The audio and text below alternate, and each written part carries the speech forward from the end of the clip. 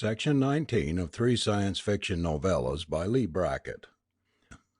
Part 7 of Shannach-The Last.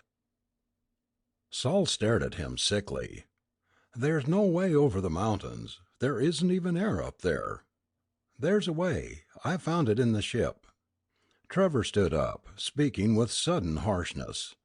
"Not a way for us all. Not now. But if 3 or 4 of us go, one may live to make it. And he could bring back men with ships for the others." He looked at Saul. "Will you try it with me?" The gaunt man said hoarsely, "I still don't trust you, Trevor. But anything to get away from that."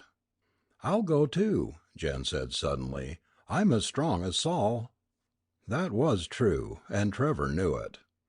He stared at her for a long minute, but he could not read her face. Saul shrugged. "All right." "But it's all craziness," murmured a voice. "You can't breathe up there on the ridges. There's no air." Trevor climbed painfully into what was left of the twisted wreck and brought out the helmets and oxygen bottles that had survived for just this purpose. "We'll breathe," he said. "These." He tried for a word that would explain to them. "These containers hold an essence of air. We can take them with us and breathe."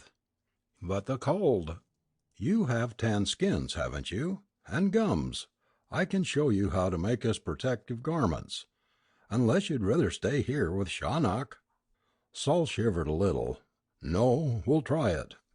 In all the hours that followed, while the women of the slaves worked with soft tanned skins and resinous gums, while Trevor labored over the clumsy helmets they must have, in all that time Shannach was silent. Silent, but not gone. Trevor felt that shadow on his mind. He knew that Shannach was watching. Yet the last one made no attempt upon him. The slaves watched him too. He saw the fear and hatred still in their eyes as they looked at the sunstone between his brows. And Jen watched him, and said nothing, and he could read nothing at all in her face. Was she thinking of Hugh and how the hawks had come? By mid-afternoon they were ready. They started climbing slowly toward the passages that went up beyond the sky. He and Saul and Jan were 3 grotesque and shapeless figures, in the 3-layered garments of skin that were crudely sealed with gum, and the clumsy helmets that were padded out with cloth because there was no collar rest to hold them.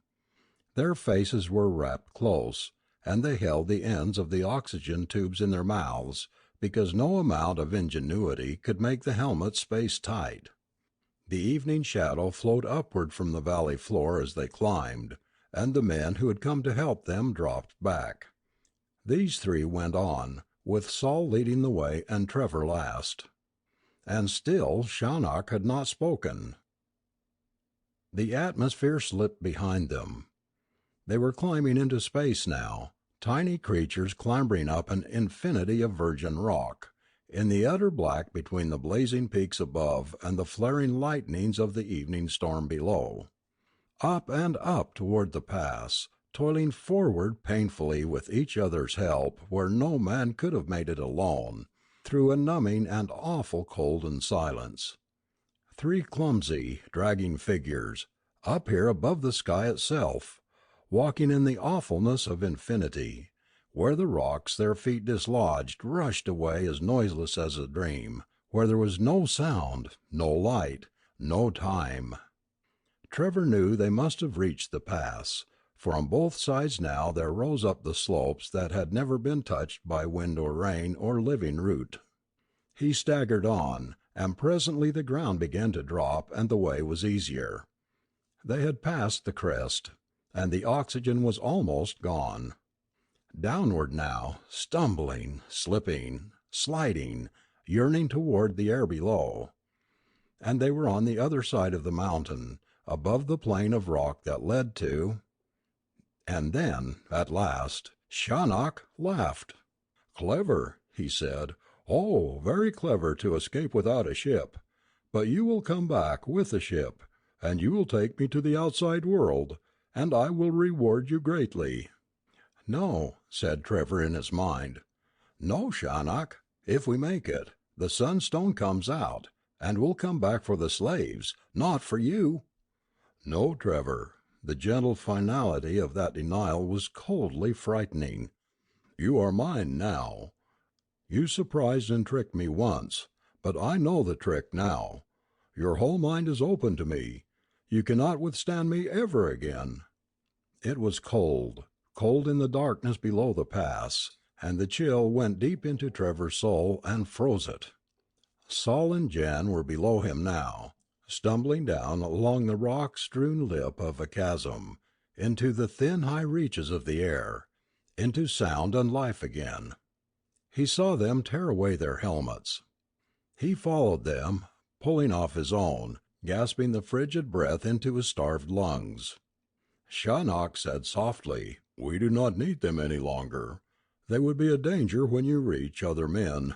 Dispose of them, Trevor." Trevor started a raging refusal, and then his mind was gripped by a great hand, shaken and turned and changed. His fury flowed away into blackness. "But of course," he thought, "there are many boulders, and I can topple them into the chasm so easily." He started toward a jagged stone mass, one that would quite neatly brush the two clumsy figures below him into the abyss. "That's the way, Trevor, but quickly." Trevor knew that Shannach had spoken truth, and that this time he was conquered. "No, I won't," he cried to himself, but it was only a weak echo from a fading willpower, a dying self. "You will, Trevor, and now. They suspect." Sol and Jan had turned.